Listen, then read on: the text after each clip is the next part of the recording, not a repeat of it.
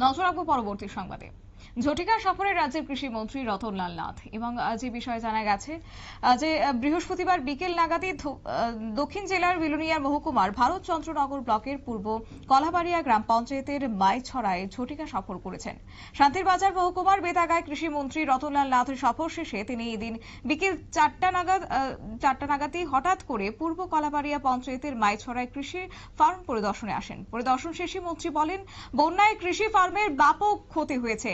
প্রথমে ফার্মের বাউন্ডারি ঠিক করতে হবে।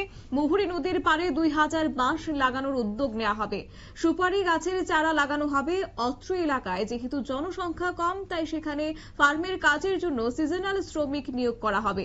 অদূর ভবিষ্যতে এই ফার্ম কৃষকদের জন্য একটা গুরুত্বপূর্ণ হয়ে উঠবে। রাজ্যের কৃষি দপ্তরের সেই উদ্যোগ নিয়ে কাজ করবে এবং মন্ত্রী, কৃষি আধিকারিক, জনপ্রতিনিধি এবং স্থানীয় কৃষকদের কাছ থেকে ফার্মের বিভিন্ন বিষয়ে অবগত হয়েছেন। মন্ত্রী রতনলাল নাথ কি বলেছেন তিনি শুনুন।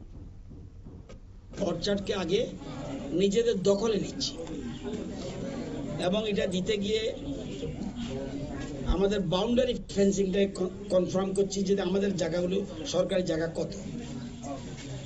এটা এর মধ্যে আমরা 15-20টা অর্চার্ডটিকে আমরা বাউন্ডারি ওয়াল দেওয়া সম্পন্ন করেছি।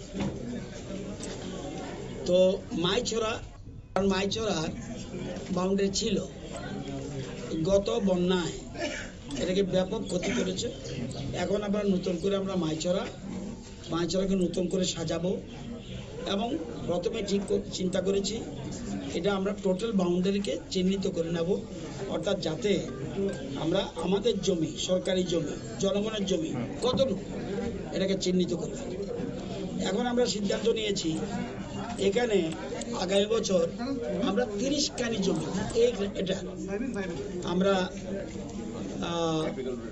এপিক্যাল রুটেড কাটিং এর মাধ্যমে, যেটা আজকে বেতাগে গিয়েছি যে হিউজ প্রোডাকশন আলু হবে, সেটাকে আমরা এই আমাদের সরকারি অর্চার্ডও করব।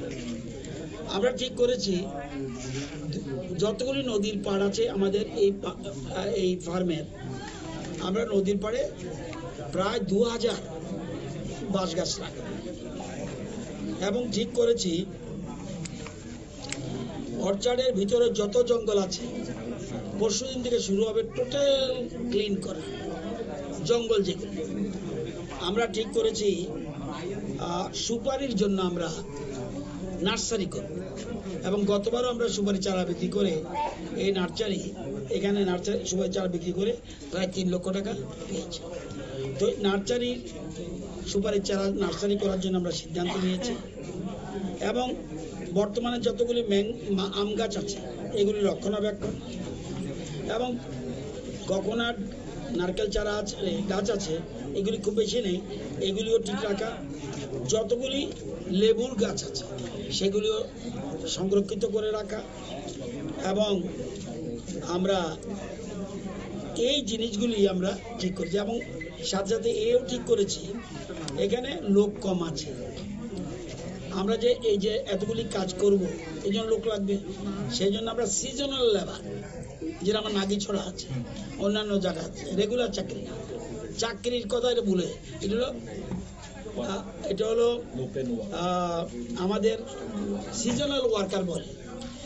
আগে খুব বেতন কম ছিল, পয়সা কম ছিল, হাজিরা বেতন বলবো না, এটা আমরা ডাবল করে দিয়েছি, 401 টাকা করেছি।